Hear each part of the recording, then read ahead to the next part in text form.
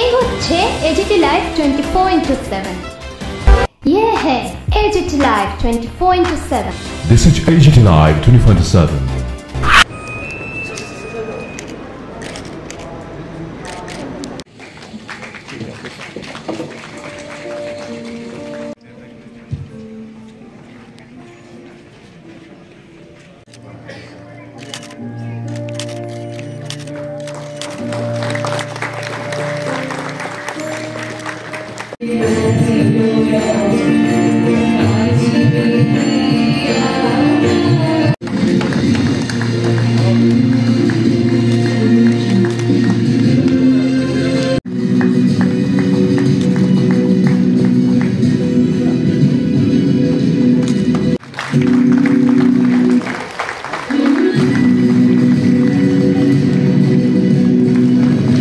Dr. Pradeep Vardhan sir for his lifetime contribution in the field of obstetrics and gynecology.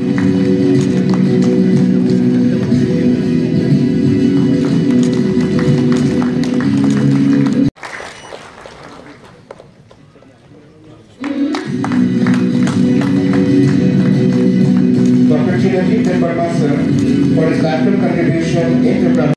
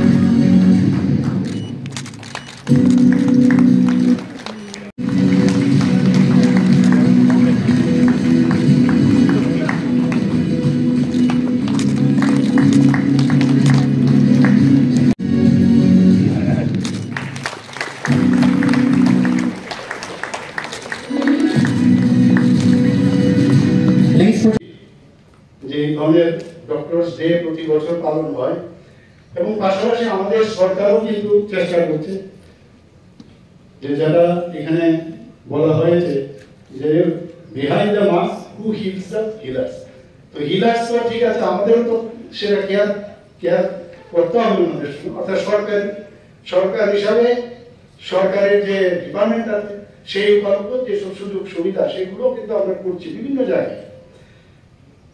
আজকে যদি আমরা এই super স্পেশালিটির কথা বলি, এখানে প্রায় 250 কোটি টাকা খরচ করে আমরা সুপার স্পেশালিস্ট যে ব্লক সেটা আমরা এই মধ্যে করেছি। Agartala government medical college PMDY সেটার জন্য আমরা প্রায় 202 কোটি টাকা আমরা পেয়েছি, সেটা কাজও চলছে। আমাদের মাদার এন্ড চাইল্ড সেটা একটা নতুন হসপিটাল এখানে হচ্ছে, সেটাও আমরা PMDY থেকে পেয়েছি। এবং আপনারা আরেকটা বিষয় আমি ভুলে যাবো হয়তো বলতে, মাননীয় প্রধানমন্ত্রী গতকালই ওনার যে মন কি বাত অনুষ্ঠানে উনি আপনাদের উদ্দেশ্যে সবাই যদি বলেছেন যে হ্যাপি ডক্টরস ডে, উনি কালকে মন কি বাতে উনি কিন্তু সেটা সম্বোধন করেছেন সবার জন্য। এর জন্য আমি আমার হয়ে আপনাদের আমরা যে একটা এবারে যে বাজেট, সেই বাজেটে আমরা আইএলএসে উঠবার আগে বাদিকে একটা জায়গা আছে সেটাকে ইয়ারমার্ক করেছি 100 বেডের একটা টার্সিয়ারি আই হসপিটাল আমরা করতে চাইছি। এখানে অলরেডি স্যাংশনে দেওয়া হয়েছে, কাজও হবে। এবং প্রায় শুনি লোকের জন্য এমন জায়গায় যায় তেমন জায়গায় যায়, তো সেটা যাতে না হয় আমরা এই ব্যবস্থাটা এখানে করছি। আমরা সুপার স্পেশালিটি আপনারা সবাই জানেন 9টা সুপার স্পেশালিটি এখানে স্টার্ট হয়েছে। আমরা ত্রিপুরা হেলথ সার্ভিসের যে বাইরে থেকে আগে আসতে মানে চাইতো না, কারণ তাদেরকে প্রপার ডিউ অনার দেওয়া হতো না। আমরা এই রুলসকে সংশোধন করে যারা স্পেশালিস্ট সুপার স্পেশালিস্ট তাদেরকে আলাদাভাবে আমরা আমাদেরকে সম্মান দেওয়ার জন্য সেই ব্যবস্থা আমরা করছি।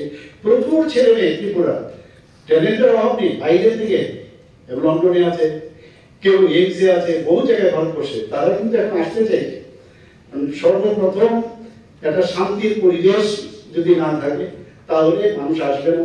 আর সম্মানটা দেয় কিনা, দিস ইজ ইম্পর্টেন্ট। পয়সা এক জায়গায়, কিন্তু সম্মান যদি দেওয়া যায়, বহু লোক কিন্তু আসতে চাই ত্রিপুরাতে, এখন আসছেও। প্রতিদিন আমি দেখি সুপার স্পেশালিটির ফাইল আমার কাছে আসে, আমি এক লগ্নে আমি সই করে দিই যে আসুক হয়। তো তার সুযোগও পাচ্ছে মানুষ।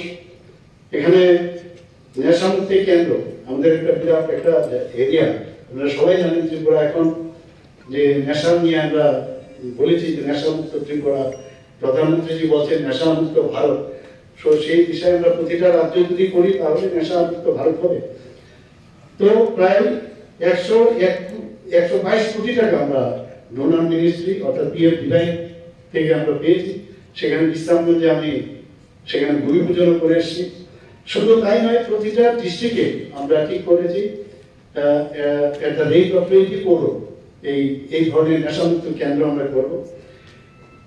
আমরা চিফ মিনিস্টার জন আরোগ্য যোজনা ভারতবর্ষে কোথাও আছে কিনা আমি জানি না, অর্থাৎ যে সারা ত্রিপুরার প্রতিটা মানুষ মুখ্যমন্ত্রী জন আরোগ্য যোজনা, অর্থাৎ এই যে যোজনা, এই যে মানে ইন্স্যুরেন্স, হেলথ ইন্স্যুরেন্স, সেটা ভারতবর্ষের কোথাও নেই। কারণ সব জায়গায় ক্যাপিং আছে, আমরা কিন্তু কোনো ক্যাপিং রাখি না। যারা সব সরকারি যারা সরকারি দপ্তরে যারা আছে গ্রুপ বি ও সি, তারাও কিন্তু সারেন্ডার করলে 500 টাকা করে পায়। তারাও যদি সারেন্ডার করে এই মুখ্যমন্ত্রী জন আরোগ্য যোজনায় করবে 5 কোটি টাকা করে প্রতি বছরে তার ফ্যামিলির জন্য, এবং এটা প্রতি বছর প্রধানমন্ত্রী জন আরোগ্য যোজনা যেরকম আছে সেইভাবেই এক ধাঁচে আমরা সেটা করছি। এখানে এখন পর্যন্ত দেখা গেছে প্রধানমন্ত্রী জন আরোগ্য যোজনায় যে যারা দাবি করেছে আমরা এত টাকা আমার খরচ হয়েছে, সেই জায়গায় প্রায় 239 কোটি টাকা এখন পর্যন্ত দেওয়া হয়েছে। আর মুখ্যমন্ত্রী জন আরোগ্য যোজনায় এখন পর্যন্ত আমরা প্রায় 17 কোটি টাকার মতো দাবি নিষ্পত্তি করেছি। Trauma care centre very important. আজকে ট্রমা কেয়ার সেন্টার আমরা আগরতলাতে আছি, সেখানে আমরা গোমতী ডিস্ট্রিক্টে করেছি, অলরেডি সাউথে শান্তিবাজার আমরা করেছি, আমবাসা আমরা করেছি, এবং আমরা আগামী দিনে নর্থেও আমরা করার চিন্তা ভাবনা করছি। মানে সমস্ত ডিস্ট্রিক্টে আমরা ট্রমা কেয়ার সেন্টার এবং কার্ডিয়াক কেয়ার সেন্টার সেটাও আমরা আমবাসাতে শুরু করেছি, আরো কয়েক জায়গায় করার ইচ্ছে আছে। কারণ বোর্ডের পিরিয়ডে যদি মানুষ এই কার্ডিয়াক কেয়ার সেন্টারটা থাকে সব জায়গায়, তাহলে বেঁচে যায় অনেকের প্রাণ। আমরা যে ইনফ্রাস্ট্রাকচার ডেভেলপমেন্ট আমরা চাই যে আগরতলা গভর্নমেন্ট মেডিকেল কলেজ বা জিএম হসপিটালের উপর যাতে প্রেশারটা কম পড়ে, তার জন্য আমরা চিন্তা ভাবনা করছি সমস্ত ডিস্ট্রিক্ট হসপিটাল এবং আমাদের যে সাব ডিভিশনাল হসপিটাল বা সিএসসি সবকটাকে স্ট্রেংথেনিং করা। ডক্টরদেরও প্রচুর আমরা প্রমোশনও দিয়েছি, আপনারা সবাই জানেন। আরো প্রমোশন দেওয়া আইনজ্ঞদের সাথে কথাবার্তা বলছি কিভাবে প্রমোশন দেওয়া যায়। তো সেইগুলো যখন হবে, অনেক ডক্টরদের টিপিএসসির মধ্যে আমরা অলরেডি পাঠিয়েছি, প্রতি সপ্তাহ তাদেরও রিক্রুটমেন্ট হবে। ডাক্তারদের কমতি আছে, কিন্তু আস্তে আস্তে করে সেগুলো আমরা সব জায়গায় ফিল আপ করে দেবো। আপনারা সবাই জানেন যে এখন আগে তো 12টা 10টা সারদের সময় তো 2টা 3টা মেডিকেল কলেজের সিট আসতো, আমার যেমন আছে 4টা, এরপরে সেটা 12 13, আর আজকে ত্রিপুরাতে 400 আসনে এমবিবিএস এর আসন গভর্নমেন্ট এবং প্রাইভেট মিলে। ডেন্টালের একটা সিট আসতো, সেখানে 63 বিডিএস এর সিট হয়েছে, 50 আসনে বিএসসি নার্সিং এর সিট হয়েছে। আগে বিএসসি নার্সিং এর একটা থাকতো, এখানে অলরেডি বিএসসি নার্সিং থেকে শুরু করে ফার্মেসি ইনস্টিটিউট, সরকারি ও বেসরকারি স্তরেও এই ধরনের নার্সিং এবং প্যারামেডিক্যাল মানে টিপস থেকে আরম্ভ করে অনেক কিছু আছে। মানে আমার বলার উদ্দেশ্য হচ্ছে আমরা কিন্তু চেষ্টা করছি এখানে হেলথ একটা হাব ত্রিপুরাতে হোক, এবং একটু ভাবুন বা যারা পুরনো যারা ডাক্তার যারা বাইরে তো পাশাপাশি সকালবেলায় বিনের পয়সায় কিন্তু ডাক্তারি করতেন। এবং এরকম আমরা শুনি যে মানুষকে উনি যখন যেতেন, ওনার বাড়ির নিচেই জায়গা ছিল, আমি পড়ছিলাম ওনার সম্পর্কে, যে দেখে দেখে বুঝে যেত পেশেন্ট কি অবস্থায় আছে, কি সাফারিং। আজকে আমাদের এরকম আমরা শুনতাম আগের দিনে যে পালস দেখে বুঝে ফেলতো কি রোগ আছে। এখন তো যেসব সিটি স্ক্যান থেকে আরম্ভ করে প্যাট স্ক্যান থেকে আরম্ভ করে যা এখন নতুন নতুন সিস্টেম বেরিয়েছে, যতক্ষণ ধরে রিপোর্ট না আসবে ডায়াগনোসিসে আসা যাবে না। কিন্তু তৎকালীন সময়ে এই পালস দেখে দেখা গেল একজনের জীবন 100 বছর 110 বছর এরকম বেঁচে আছে। এখন এত কিছু থাকা সত্ত্বেও অকালে মৃত্যু অনেককে পায় না। কাজেই যখন ওই সময় থেকে ভাবার বিষয়গুলো কেন ওনারা এইভাবে বুঝতে পারতেন, আমি বলছি না যে 100% রাইট, কিন্তু ইতিহাস তো বলে ওনারা যা যা বলছেন বা করেছেন সেগুলোর কিন্তু সত্যতাও আমরা পেয়েছি। বহুমুখী মানে কাহিনী আমরা যদি বলি, উনি বিশ্ববিদ্যালয়ে কলকাতা বিশ্ববিদ্যালয়ে ডক্টর শ্যামাপ্রসাদ মুখার্জি যেরকম ছিলেন যে 33 বছর বয়সে ডক্টর শ্যামাপ্রসাদ মুখার্জি ক্যালকাটা ইউনিভার্সিটির ঘনিষ্ঠতম ব্যক্তি, যিনি ক্যালকাটা ইউনিভার্সিটির ভাইস চ্যান্সেলর ছিলেন। তেমনি আমাদের ডক্টর বিধান চন্দ্র রায় এই ক্যালকাটা ইউনিভার্সিটির ভাইস চ্যান্সেলর ছিলেন। এবং ওনার সময় আমরা দেখেছি যে আজকে ওয়েস্ট বেঙ্গলে অনেকে অনেক কথা বলেন যে আমি এমন করেছি তেমন করেছি, চারটা উনি যে যে টাউন নতুন শহর উনি প্রতিষ্ঠা করছেন। দুর্গাপুর বলুন, আজকে বিধাননগর যেটা ওনার নামে নাম দিয়েছে সল্টলেক, বিধাননগর, কল্যাণী, অশোকনগর, কল্যাণগড়, সেগুলো কিন্তু ওনার সময় সেগুলো সম্ভব হয়েছে। এবং প্রচুর মানে উন্নতি কাকে বলে সেই বিষয়টা উনি কিন্তু তৎকালীন সময় উনি দেখিয়েছেন। 1961 সালে ওনাকে ভারতরত্ন উপাধি দেওয়া হয়েছিল, আমরা সবাই জানি। কাজের পাশাপাশি ডক্টর ভিসি রায়কে আমরা প্রথমেই বলা উচিত ভারতরত্ন ডক্টর বিধানচন্দ্র রায়। এবং উনার যে সবাই একটা গুরু লাগে কিন্তু যে কোনো বিষয়ে, রাজনৈতিক গুরু ছিলেন। আমরা সবার যে শ্রদ্ধেয় ব্যক্তি দেশবন্ধু চিত্তরঞ্জন দাস, উনার থেকে উনি রাজনীতির বিষয়ে উনি জ্ঞান প্রাপ্ত হন। এবং আরেকটা বিষয়, কত জায়গায় উনার স্থান ছিল। কলকাতার যে পুরো সংস্থা সেখানে মেয়র পর্যন্ত উনি ছিলেন।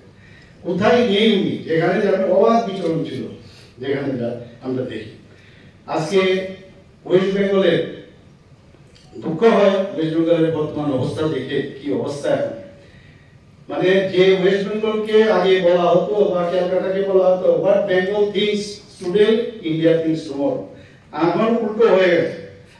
আর বিধানচন্দ্র রায়কে এখন সবাই স্মরণ করে, বলে বিধানচন্দ্র রায়ের আমলে শেখা হয়েছে। বিধানচন্দ্র রায়ের সময় দুর্গাপুর ইস্পাত নগরী, চিত্তরঞ্জন রেল ইঞ্জিন কারখানা, হরিণঘাটা বুদ্ধ প্রকল্প, কলকাতা রাষ্ট্রীয় পরিবহন সংস্থা, মানে কোন দিকে না কত সময় দিত, কত মানে ওনার যে ফোকাস এরিয়া যে সাধারণ মানুষের জন্য কাজ করা, আজকে ওনার সম্পর্কে যদি আমরা চিন্তা করি, সত্যি আমাদের আজকে আগের যারা ওনারা তো সবাই জানেন, কিন্তু নেক্সট জেনারেশন আমার মনে হয় ওনার সম্পর্কে জানার দরকার।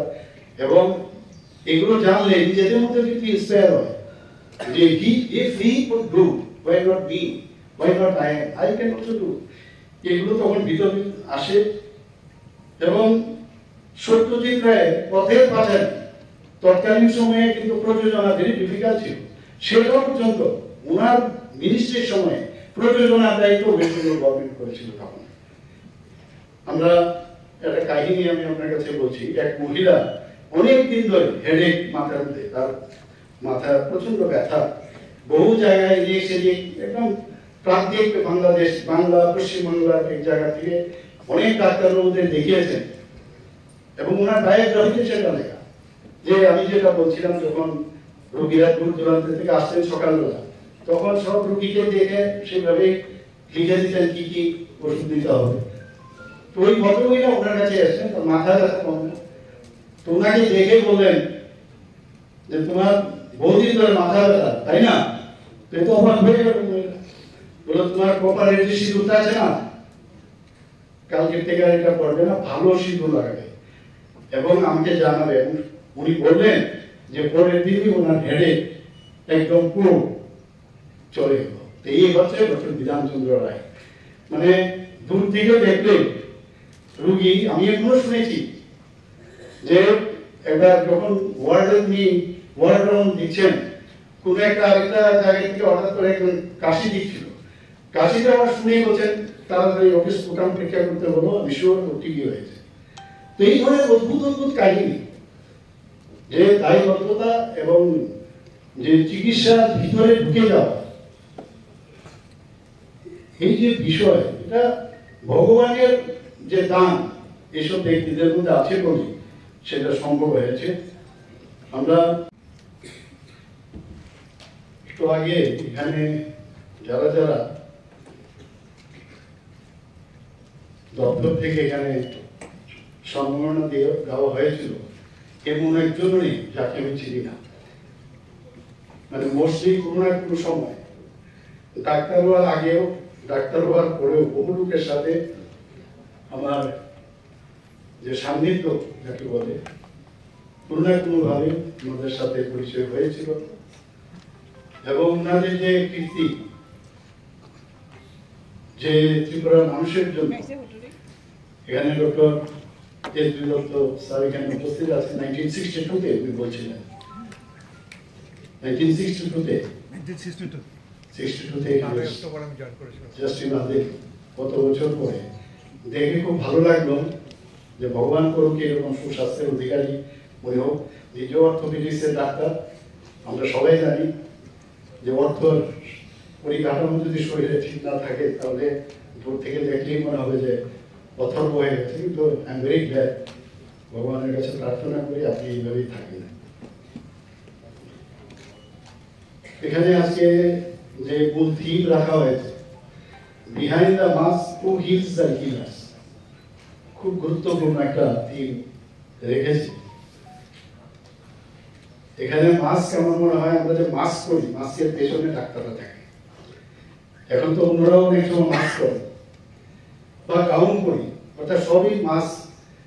আমরা যখন ডাক্তাররা যখন সবই সব করি, বিশেষ করে ওটি বা অন্যান্য জায়গায়, তখন কিন্তু নিজের ডক্টর হয়ে আরেকজনকে চেনা যায় না অনেক সময়, যে ডাক্তার নাকি অন্য কেউ বা স্পেসিফিক পার্সনকে বোঝা যায় না। তো এইসব ব্যক্তিদের, যে সাধারণ মানুষ যারা উপকৃত হন, একটু ওনাদের একটু সেন্সিটিভ হওয়া প্রয়োজন। ওনাদের যে স্বাচ্ছন্দ্য, ওনাদের যে কি স্ট্রেসের মধ্যে ওনাদের কাজ করতে হয়, আজকের দিনে এই থিম এবং একটু বোঝা, ডক্টররা যেরকম হিউম্যান টাচ দিয়ে কাজ করেন, এখানে কিন্তু ভাইসা ভার্সা, মানে উল্টো যারা মুমূর্ষু ব্যক্তি এবং তার যে পেশেন্ট পার্টি, তাদেরও ডক্টরদের সম্মান দেন। কিন্তু মাঝে মাঝে ব্যতিক্রম যেসব ঘটনা আসে সেটা যাতে না হয়, এর জন্য আমার মনে হয় behind the mask who hills the healers, এই থিমটা এসছে। এবং এটা যদি আগামী দিন আমরা আজকের দিনে না, শুধু এই থিমটাকে নিয়ে যদি আবার সামনের বছর মধ্যে আরেকটা নতুন থিম আসবে, এই থিম পর্যন্ত একটা বছর যদি আমরা আমাদের ডাক্তারবাবুরা যেভাবে, ইভেন যারা প্যারামেডিক যারা আছে, ডাক্তারবাবুদের যারা সাহায্য করেন, তাদের প্রতি একটু সহানুভূতি এবং ওনারা যেভাবে মানুষের জন্য কাজ করেন তাদের সম্পর্কে চিন্তা করা, এবং পাশাপাশি ডাক্তারদেরও চিন্তা করতে হবে যে আজকের দিনে আমার মনে হয় প্লেজ নেওয়ারও দরকার, যে আমরা এই আগামী একটা বছর আমরা সাধারণ মানুষের সাথে, আমরা জানি প্রেশার আছে, প্রচুর পেশেন্টের একটা চাপ থাকে, পেশেন্ট এবং ডাক্তারের যে রেশিও, সেটা আজকের তারিখও কিন্তু অনেকটা কম। এবং সেই জায়গায় একটা মেন্টাল একটা প্রেশার তো থাকবেই, সেই প্রেশারকে স্যাটিসফাই করে সাধারণ মানুষের সমস্যা বুঝে মানুষের জন্য কাজ করা, তাহলে আজকের যে থিম এখানে রাখা হয়েছে সেটা কিন্তু আমার মনে হয় সেটা পূর্ণতা লাভ করবে। আমরা এমন এক ব্যক্তির বিষয় আজকে আমরা কথা বলতে এসেছি এখানে, বা ওনাকে স্মরণ করতে এসেছি, যিনি আমার মনে হয় এই ধরনের খরচজমা ব্যক্তি, এই ধরনের ব্যক্তি আর আগামী দিন জন্মাবে কিনা আমার ডাউট আছে। এখানে আমার পূর্ববর্তী বক্তা বলেছেন যে উনি দ্বিতীয় ওয়েস্ট বেঙ্গলের দ্বিতীয় মুখ্যমন্ত্রী, এবং ওনার জন্ম হয়েছিল 1982 সনে আজকের দিন অর্থাৎ 1 জুলাই। আবার এই 1 জুলাই 1962-তে স্যার যখন এখানে জয়েন করেছিলেন ওই সময় ওনার মৃত্যু হয়েছিল। মানে জন্ম এবং মৃত্যু দুটো দিন আজকে আমরা একসাথে পালন করছি। একদিকে মানে আমরা হর্ষোল্লাস, আবার আরেকদিকে নিরানন্দ। এরকম সেম ডেতে মাঝে মাঝে নিউজ পেপারে দেখি বহু মানুষের এরকম সেম ডেতে জন্ম এবং মৃত্যু, কিন্তু তাদের সম্পর্কে আমরা তত বেশি জানি না। কিন্তু এমন এক ব্যক্তি ডক্টর বিধানচন্দ্র রায়, যিনি অত্যন্ত সৎ এবং সত্য নিষ্ঠার যে রাজনীতিজ্ঞ যাকে বলে সেই ধরনের ব্যক্তিত্ব ছিল। একটা সুপুরুষ, দেখতে যেরকম সব দিক দিয়ে, মানে অনেক সময় আছে রোগীরা কিন্তু ডাক্তারকে দেখে অনেকটা ভালো হয়ে যায়, এবং যে কারণে ওনার কিন্তু সেই বেনিফিটটাও কিন্তু উনি পেয়েছেন। আজকে আমরা যখন ওনাকে এখানে শ্রদ্ধা নিবেদন করছিলাম ফুল দিয়ে, মানে মনে হচ্ছে as if he is alive. মানে অনেক সময় মানে চেহারা দেখেও কিন্তু অনেক সময় অনেকে মানে একটা নিজেকে মনে হয় যে না, ওনার কাছে আমি যদি চিকিৎসা করাই বা ওনার কাছে যদি আমরা যাই, কোনো সমস্যা নিয়ে, ডাক্তারের শারীরিক সমস্যা, মানসিক সমস্যা তো ঠিকই আছে, কিন্তু অন্যান্য সমস্যারও সমাধানের ডাক্তার ছিলেন ডক্টর বিধানচন্দ্র রায়। আমি যতটুকু বুঝি আর কি, এত মানে পশ্চিমবঙ্গের প্রথম মুখ্যমন্ত্রী ছিলেন প্রফুল্লচন্দ্র ঘোষ, তারপরে 1 বছরের মতো উনি ছিলেন। যখন উনি রেজিগনেশন দিলেন, অনেক কারণে থাকতে পারেনি, রাজনীতি তো বুঝেনি অনেক সময় কত রকম, তখনই দ্বিতীয় মুখ্যমন্ত্রী হিসাবে আমাদের ডক্টর বিধানচন্দ্র রায় পশ্চিমবঙ্গে সেই দায়িত্ব উনি নেন। রহমান আপনার একটা টিম দেখেই সব টাকা চলে যায়। তো এখন সেই সুযোগ এখানে বসে আমাদের যারা গার্জিয়ানরা আছে তাদের পক্ষে অনেক সুবিধা হয়ে গেল যে এখানে করতে পারছেন। এখানে আপনারা এই সরকারের যে কতটুকু সেন্সিটিভ, মানে একদিকে রেসপন্সিবল এবং রেসপন্সিবলের সাথে সাথে পারফরমেন্স, সেটা এই সরকার আমরা দেখেছি। আমরা কিছুদিন আগে আমরা 31শে মার্চ 2025-এ হেলথ ডিপার্টমেন্ট এবং রোগী কল্যাণ সমিতি এবং রোটারি ক্লাবের উদ্যোগে আমরা 10 টাকা করে আমরা দুপুরে যে খাবার তারা যাতে খেতে পারে তার ব্যবস্থা আমরা আগরতলা গভর্নমেন্ট মেডিকেল কলেজে করেছি। আমাদের কিছুদিন আগে আপনারা জানেন যে আমরা যে এবারে যে বাজেট, সেখানে আমরা চিন্তা করলাম যে বাইরের থেকে প্রচুর মানুষ আগরতলায় আসে, আসার পরে তারপর কোথায় থাকবে, কোথায় খাবে, তার জন্য আমরা যে ক্যান্টিন, একটা ভারত মাতা ক্যান্টিন ও নাইট শেল্টার এই নামে আমরা শুরু করছি এখানে, এবং তার জন্য খুব অল্প পয়সায় থাকতেও পারবে, খেতেও পারবে, সেই ব্যবস্থাটা আমরা এবারে বাজেটে আমরা রেখেছি। কিছুদিন আগে আমার কাছে প্রায় আমাদের গভর্নমেন্ট মেডিকেল কলেজে সব আছে, ডাক্তারবাবুরা, কিন্তু যখন আমি প্রতি বুধবার যদি আমি আগরতলায় থাকি, সেখানে এই আমার কাছে অনেক লোক আছে যে মুখ্যমন্ত্রীর নামে আমি একটা মুখ্যমন্ত্রীর সঙ্গে শুরু করে আমি একটা ব্যবস্থা রেখেছি। আজকে অনেকদিন হয়ে গেল, প্রতি সপ্তাহে আমি করছি। সেখানে আমি দেখি প্রচুর মানুষ আসে, আর আসার পরে বলে আমি মানে সাউথে চলে গেছি, কেউ বলছে আমি কলকাতায় চলে গেছি বা দিল্লি চলে গেছি। তো আমি বলি তো সুপার স্পেশালিস্ট আমাদের এখানে আছে, আধিকারিকরা বসে, ওনাদের সাথে আমি কথা বলি, কিন্তু এই যে বিশ্বাসটাই নেই যে এখানেই চিকিৎসাটা হয়, চিকিৎসা পাওয়া যায়, এই যে একটা মাইন্ডসেট এখন এরকম হয়ে গেছে, সেই মাইন্ডসেট কিন্তু অনেকটা আমরা উতরে গেছি। কিন্তু আশা করি আরো বেশি যদি আমরা করি সেই বিষয়ে আমাদের আরো বেশি আমাদের নিজেদেরকেও অ্যাওয়ারনেস লাগবে। এবং যে কারণে আমি কিছুদিন আগে ডক্টর যিনি এইমসের ডাইরেক্টর ডক্টর শ্রীনিবাস, ওনাকে এবং ওনার টিমকে আমি বলেছিলাম এখানে আসার জন্য, কারণ সব কিছুর জন্য কিন্তু একটা যদি প্রপার ম্যানেজমেন্ট না হয় তাহলে জিনিসপত্র থাকা সত্ত্বেও কিন্তু পেশেন্টকে ডেলিভারি সিস্টেমটা একটু খামতি থাকে। আমি কয়েকটা অনুষ্ঠানে ওনার সাথে আমি স্টেজ শেয়ার করেছিলাম, হরিয়ানাতে গেছিলাম, দিল্লিতেও কয়েকটা, এবং উনি কিন্তু এইসব বিষয়ে উনি মাস্টার, মানে স্পেশালাইজেশন। এমনিতেও উনি পেডিয়াট্রিক সার্জন, বিখ্যাত পেডিয়াট্রিক সার্জন। তো উনি ওনার টিম নিয়ে এসেছিলেন, আমাদের যারা এখানে আধিকারিকরা আছেন সবাইকে নিয়ে আমি বসেছি, কথাও বলেছি, এজেন্সির মধ্যে গেছে, আইডিএমে গেছে, অনেক হসপিটালেও ঘুরে এসেছেন। উনি বলেছেন ওনার সাথে একটা মুভ হবে, এবং উনি বলছেন যে হসপিটাল ম্যানেজমেন্ট সেটারও কিন্তু একটা ইংরেজি ডিগ্রি হয়, মানে হসপিটাল ম্যানেজমেন্ট তারও কিন্তু আমরা ভাবি আমরা সবাই জানি, ডাক্তার বলে সব জানি, এরকম না, এটার একটা সাবজেক্ট আছে, এবং আমাদের ত্রিপুরারই কেউ উনার এখানে অলরেডি এই কোর্স করছেন। তো উনি এই ধরনের ডিপার্টমেন্ট করা যায় কিনা, এনএমসিও সেটাকে অলরেডি সার্টিফাই করে, তো আমরাও সেটা করব। তাহলে এখান থেকে যারা প্রোডাক্ট হবে তারা শুধু হসপিটাল ম্যানেজমেন্ট নিয়ে, আগে আমরা 8 মাস 9 মাস এইসব হসপিটাল ম্যানেজমেন্টের সময় বাইরে যেত, কিন্তু এতে করে কিন্তু তারা ফিরত এসে সেইভাবে কিন্তু কাজ করার সুবিধা হয়, আবার সেই সুযোগও ছিল। আমরা সেই ব্যবস্থাটা আমরা করছি। আমরা চাইছি এখানে কালকে খুব আনন্দের দিন, খুশির দিন, যে 3 বার আমাদের যে কিডনি ট্রান্সপ্লান্ট হলো, গতকালও কিডনি ট্রান্সপ্লান্ট হলো, এবং এই কিডনি ট্রান্সপ্লান্টে যিনি দিয়েছেন উনিও সুস্থ আছেন, এবং যিনি পেয়েছেন উনিও রেসিপিয়েন্ট উনিও সুস্থ আছেন। তো আমাদের জন্য ত্রিপুরাতে এখন কিডনি ট্রান্সপ্লান্ট হচ্ছে, এটা বিরাট বিষয়। আমি দেখেছি আমাদের যারা টিম ছিল ডাক্তারবাবুরা, যখন কমপ্লিট হলো আমাকে ফোন করলো, আমি ওয়াজ ইন এ মিটিং, আমি তারপরে ওই ফোনটা আমি রিসিভ করলাম, এবং এত খুশি হলাম, কারণ প্রাণ থেকে তুমি খুশি হয়ে কিন্তু বিপদ। তো এখান থেকে আমাদেরও, আমরা জানি ভেরি ডিফিকাল্টি, যেমন লিভার ট্রান্সপ্লান্ট নিয়ে আমরা চিন্তা ভাবনা করছি, লিভার ট্রান্সপ্লান্টের যে মানে মরবিডিটি কিন্তু অনেক বেশি থাকে।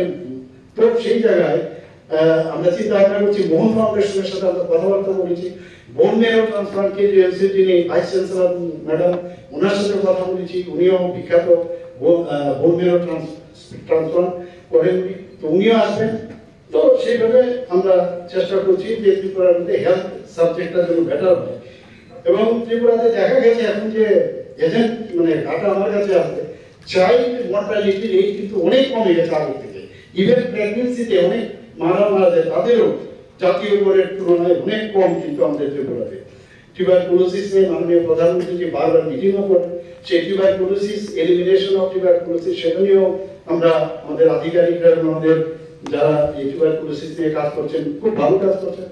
মাস্কা 7.0 7 বছর ধরে আমরা কাজ করছি, সেখানে বাচ্চাদের যারা 0 থেকে 18 বছর 19 বছরে আছে তাদেরকে প্রপারলি ভ্যাকসিনেশন দেওয়া, এবং দেখা গেছে প্রায় 100% স্যাচুরেশন কিন্তু আমাদের চলে এসেছে আমাদের এই যে প্রকল্প আমরা করেছি।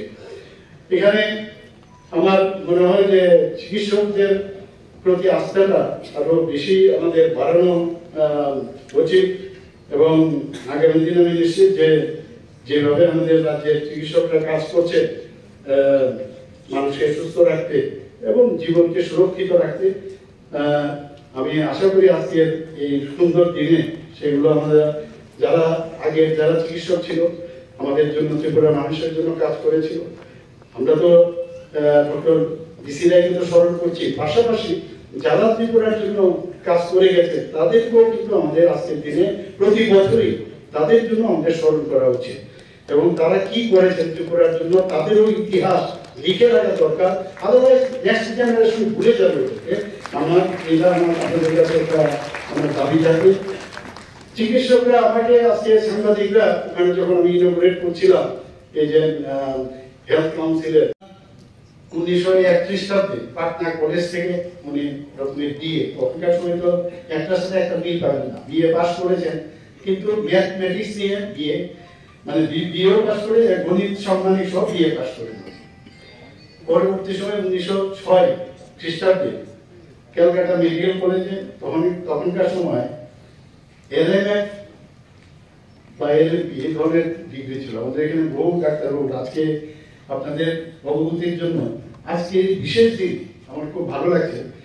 পিবি দাস, স্বর্গীয় ডক্টর ফণীভূষণ দাস, ওনাকে আমরা দেখতাম প্র্যাকটিস করতে হরিগঙ্গা বসাক আমাদের বাড়ির পাশেই। ওনার একটা জায়গা আমরা পুরনো আরএমএস, সেখানে ওনার জায়গা এখন আছে, সেই জায়গার বেশ খানিকটা অংশ বিদ্যুৎকর্তা জমি, সেখানে তৎকালীন যে গভর্নমেন্ট ওনাকে দান করেছেন। কি কারণে দান করেছেন? যে আমরা এই জায়গাটা সাধারণ মানুষের ট্রিটমেন্টে আসে, এই ধরনের একটা ক্লিনিক যদি এখানে খুলেন বা মানুষ স্বাস্থ্যের বিষয়ে যদি এখানে কিছু করেন তাহলে আমি খুব খুশি হব। কিন্তু দুঃখের অপরিতাপের বিষয়, ওনার নাম কিন্তু আমরা দেখিনি। এতদিন আমি ওইদিকে যখন যেতাম আমরা ডক্টর ফণীভূষণ দাসের নাম কিন্তু কোথাও সাইনবোর্ড নেই। আজকে তারিখে ভারতবর্ষে প্রথম যে একই ছাদের নিচে, যখন আমি আমাদের আধিকারিকদের বললাম, আমাদের প্রায় 7টা council, medical council, dental council, pharmacy council, homeopathy council, Ayurvedic council, এরকম সবকটা কাউন্সিলে আজকে আমি এখানে উদ্বোধন করে আসলাম এবং সেখানে আমি নাম দিয়েছি, উনার নাম দিয়ে পিবি, ডক্টর পিবি মেমোরিয়াল যে হেলথ কাউন্সিল, সেটা আমি নাম দিয়েছি। কারণ মানুষকে সম্মান দেওয়াটা খুব প্রয়োজন, আর সম্মান দিতে পারলেই সম্মান পাওয়া যায়। আপনি শুধু ডাক্তারি বিষয় করব না, কিছুদিন আগেও আমি আমবাসায় একজন বিশিষ্ট জিমনাস্ট হারিয়ে গেছে, জানেন না, ওনার নামে সেখানে একটা ইউথ অ্যান্ড স্পোর্টস ডিপার্টমেন্ট থেকে একটা বিরাট ছাত্রদের যাদের খেলাধুলার সঙ্গে থাকতে হয়, সেই হোস্টেলটা আমি ওনার নামে ওখানে করেছি। শুধু তাই নয়, কিছুদিন আগে বাধারঘাটে তিনজন বিশিষ্ট যারা মারা গেছেন, একজন ফুটবলার খেলতে গিয়ে উমাকান্ত স্কুলে, আমরা তখন খুবই ছোট, সেখানে তার পেটে ফুটবল সেখানেই তৎক্ষণাৎ সে মারা গেছে, ওর নামে করেছি সেখানে। তাছাড়া একটা ট্র্যাক সেখানে আমরা দেবভক্তি জমাতে ওনার নামে নামটা ওখানে করেছি। আরেকজন হকি গ্রাউন্ড করেছি এবং সিনথেটিক টার্ফ গ্রাউন্ড শিল্প ট্র্যাক করেছি, সেইগুলো ওনাদের নামে করেছি। তো এইগুলো মানে যদি কারো মানুষ নেক্সট প্রজন্ম কারা কি করেছিল, ডক্টর যারা আমাদের জন্য এত কাজ করেছে, ডক্টর এইচ.এস. রায়চৌধুরী বলুন বা আমাদের ডক্টর রথীন দত্তর কথাই বলুন, তো ওনাদেরকে স্মরণ রাখা আমাদের খুব প্রয়োজন। নেক্সট জেনারেশন তো এগুলো বুঝবে না। তো আজকের তারিখে আমি খুব খুশি যে এমন একটা মানে দারুণ দিনে আজকে এই ধরনের আমরা করতে পেরেছি। শুধু সেখান থেকে উনি বিএ পাস করেন পাটনা কলেজ থেকে, ম্যাথের সাথে সম্মানিত পেয়েছেন। পরবর্তী সময়ে ক্যালকাটা মেডিকেল কলেজে উনি 1906 LMS সেটা পাস করে 2 বছরে মাত্র 26 বছর বয়সে এই ডিগ্রি লাভ করেছিলেন।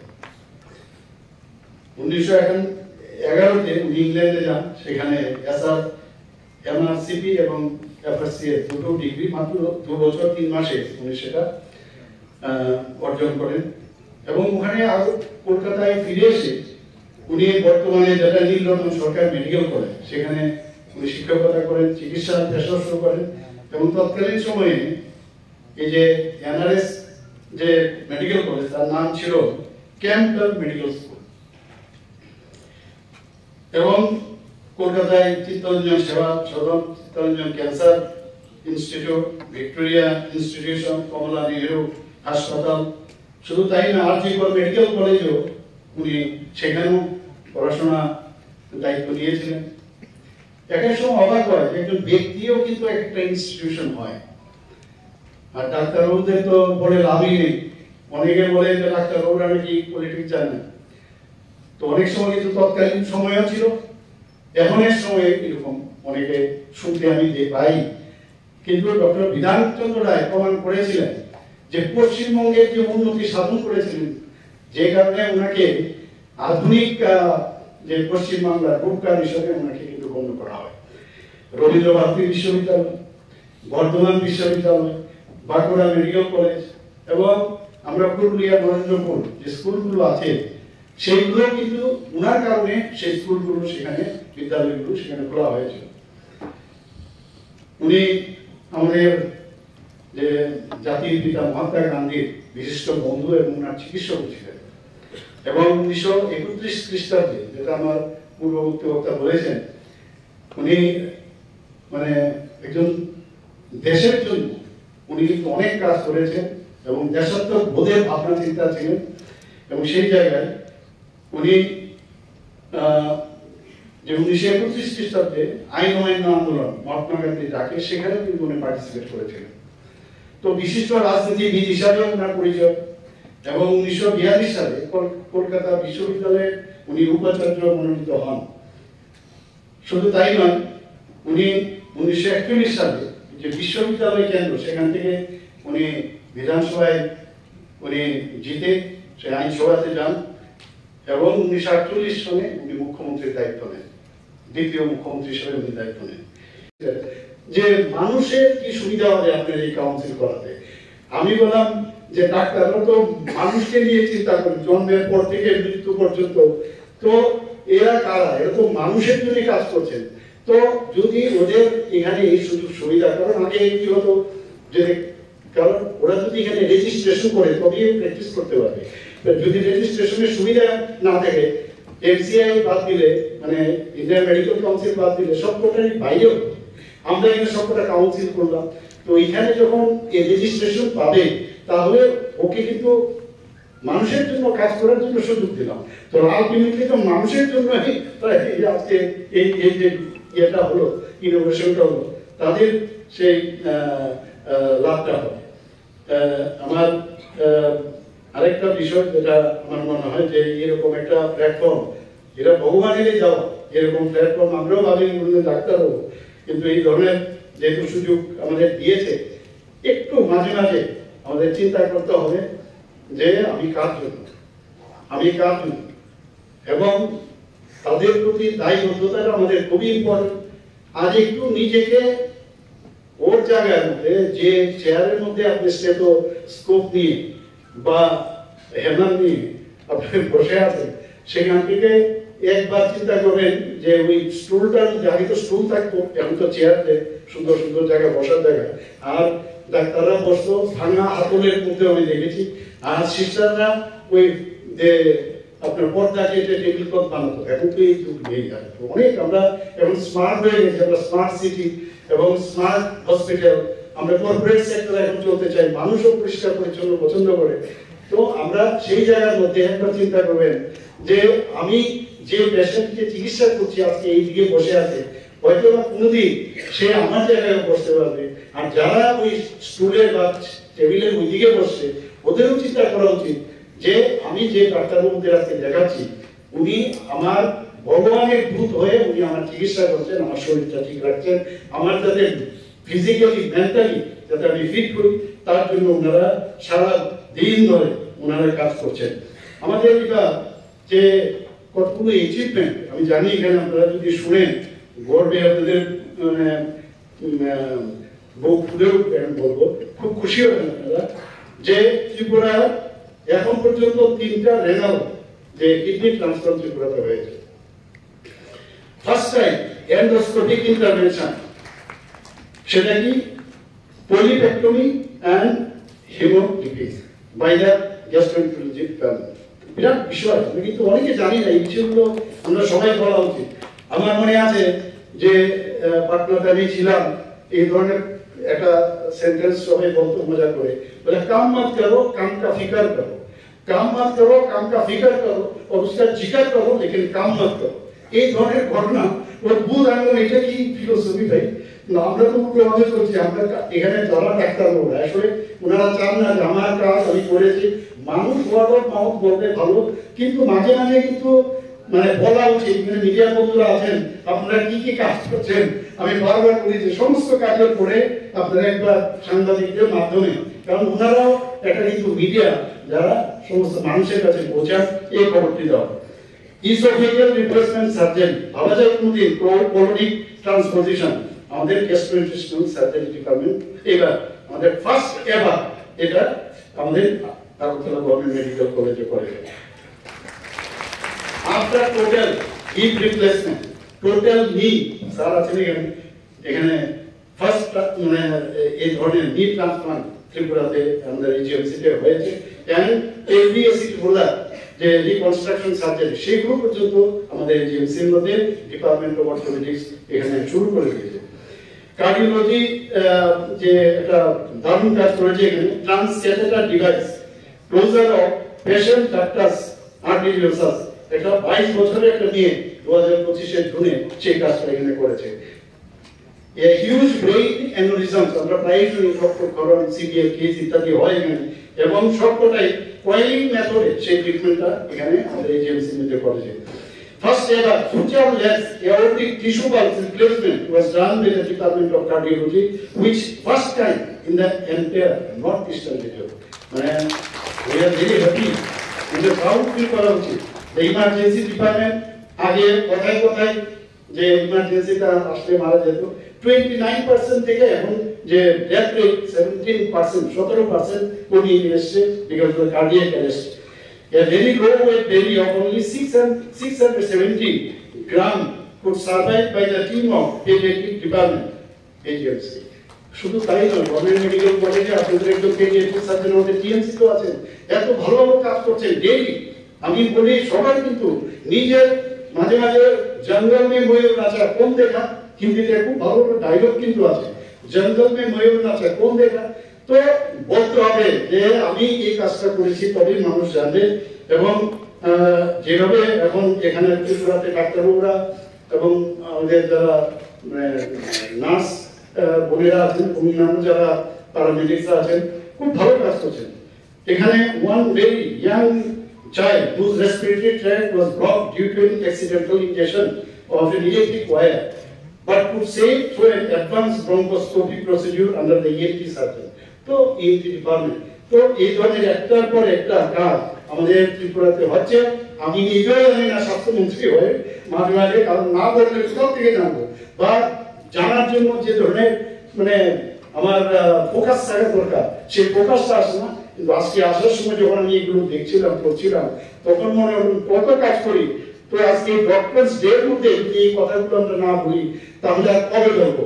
আমি আজকে এখানে যারা যারা ডাক্তারবাবুরা এসছেন এবং আগামী দিন যে আমরা কেউই এখানে থাকবো না, কিন্তু এমন কাজ আমরা করা উচিত যে আমার যে যে এটা ওয়ান কাইন্ড অফ রান আমি বলবো।